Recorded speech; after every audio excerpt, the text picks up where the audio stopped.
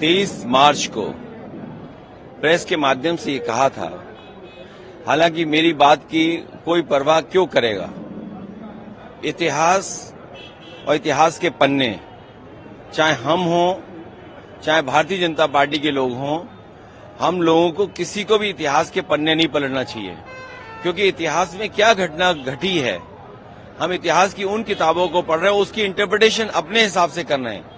Bharatiya Janata party ने जब भी इतिहास के पन्ने पलटे हैं तो वो पन्ने पलटे जिससे उन्हें पॉलिटिकल लाभ क्या हो सकता है और राजनीतिक लाभ के साथ साथ नफरत किससे फैल सकती है, कौन राजा था, कौन महाराजा था, किसने क्या किया, वो इतिहास की बात है। आज हम आगे बढ़ने की बात करें और जो रामजिया सुमन जी के साथ घटना हुई है निंदनीय है, दुखद है।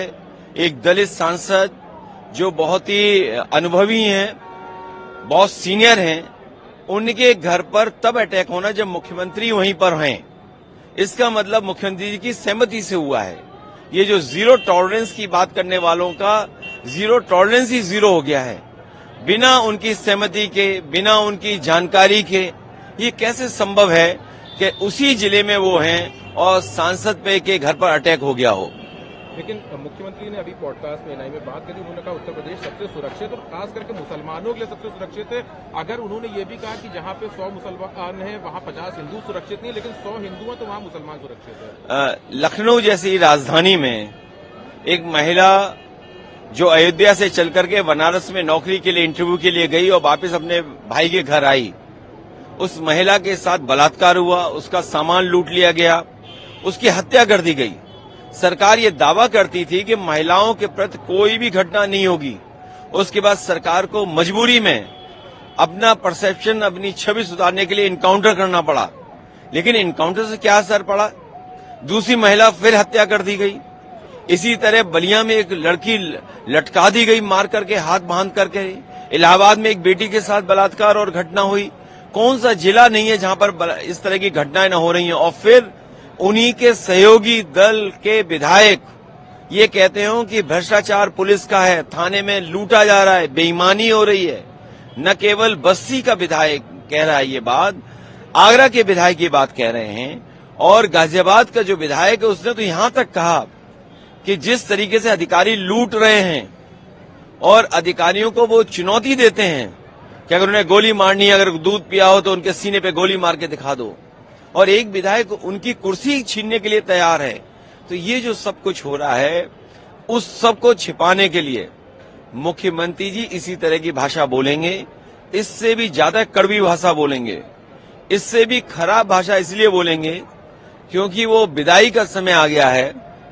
इतने वर्षों में उन्होंने कुछ काम नहीं किया, 8 साल की कोई उपलब्धि बड़ी नहीं है, बेरोजगारी बढ़ गई, महंगाई बढ़ गई, भ्रष्टाचार बढ़ गया। इन्हें अपने खास अधिकारी को उसके खिलाफ कार्रवाई करनी पड़ी, और सोचिए कब कार्रवाई कर रहे हैं, 8 साल बाद। ये केवल एक अधिकारी नहीं है, ऐसे तमाम वो अधिकारी हैं जिन्होंने उत्तर प्रदेश को लूटा, क्योंकि भारतीय जनता पार्टी ने जनता को गुमराह किया, जनता को धोखा देकर सरकार बना ली। आज जो अधिकारी उनके आसपास हैं, जिनको जिम्मेदारी दी है, वो समझते हैं, वो आज वो उन्हें बेवकूफ बना रहे हैं, सरकार को बेवकूफ बना रहे हैं। उसका परिणाम ये है कि बड़े पैमाने पर भ्रष्टाचार हो रहा है। इन्हीं की सरकार में एक अधिकारी पे आरोप लगा था कि जो उत्तराखंड में पैसा निकला है कई 50 करोड़ से ज्यादा, वो भी इन्हीं का कोई अधिकारी खासम खास था। ये तो खबरें चल रही हैं जो अखबारों में, क्या ये सब मुख्यमंत्री को नहीं दिखाई दे रहा है? और फिर जिस जिले से वो आते हैं, सूदखोर हत्या कर रहे हैं, बेटियां सुरक्षित हैं गोरखपुर में, और उन्हीं के गोरखपुर में गोरखपुर लिंक जो भ्रष्टाचार की बड़ी बड़ी बातें करते हैं। कोई कल्पना कर सकता है कि गोरखपुर लिंक 7,000 करोड़ का बनेगा? जो 2022 में शुरू होना था आज 2025 हो गई, तब भी नहीं शुरू हो पाया। जिस बुंदेलखंड एक्सप्रेसवे को प्रधानमंत्री से उद्घाटन कराया गया, वो एक्सप्रेसवे बनने के बाद से आज तक मेंटेन हो रहा है, मेंटेनेंस चल रहा है।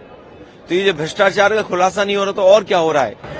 सर, आपने एक्सप्रेसवे की बात करी, मुख्यमंत्री कह रहे थे कि 1.5 एक्सप्रेसवे इतने सालों में मिला 2017 तक। दूसरी उन्होंने जो अपने 24 के चुनाव की बात करी, जिसको आप लोग कहते हैं कि 24 में जनता ने चेहरा दिखाया, 27 का चुनाव इससे पता चलता है। वो ये कह रहे हैं कि 24 में विदेशी फंडिंग हुई थी, और ये जो विपक्ष ने जो संविधान या पीडीए या ये जो सब कुछ था, इससे ढकोसला था, जिसको लोगों ने बाई इलेक्शन में इसका जवाब दिया। अगर विदेश से पैसा फंड हो रहा है, तो विपक्ष के पे फंड नहीं हो रहा है।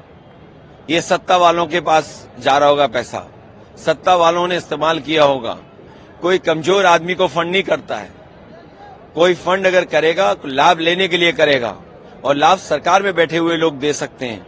और सच्चाई तो यह है कि अगर मुख्यमंत्री जी ये बात कह रहे हैं तो वो दिल्ली वाली सरकार से कहें कि जहां जहां जिस जिस देश से पैसा आया है उन एम्बेसडरों की एम्बेसी पर बुलडोजर चलाएं मुख्यमंत्री जाकर के। हमारे उत्तर प्रदेश मुख्यमंत्री जी को वीजा लगवाएं।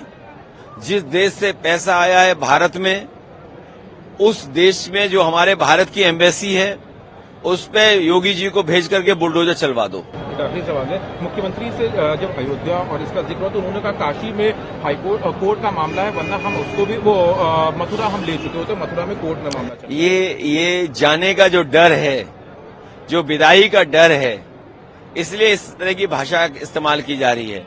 ये समय जो जनता ने 8 साल खोया है, इसका जवाब क्या देगी सरकार?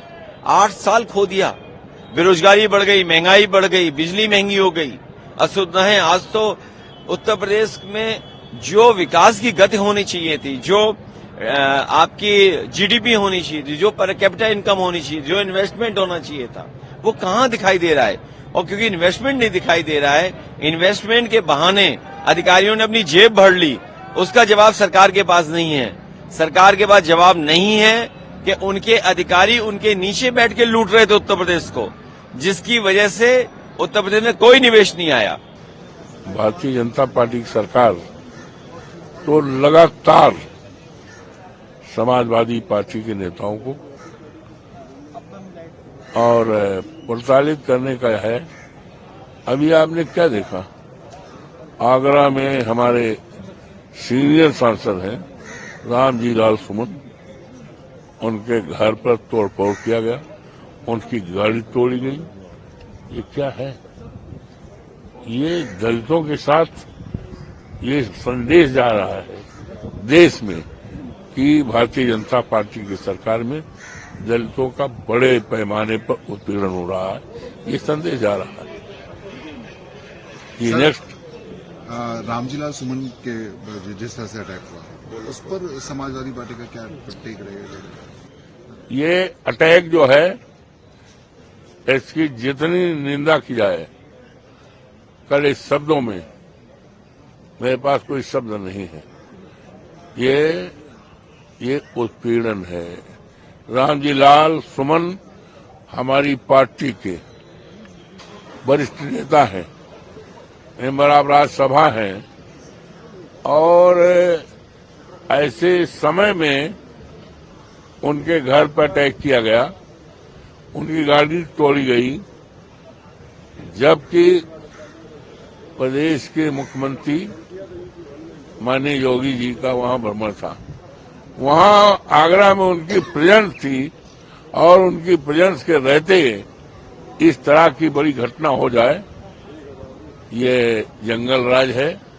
और ये एक तरह से हमारे देश के अनुसूचित जाति के लोगों के अपमान है, उनके ऊपर यह अन्याय है, अत्याचार है।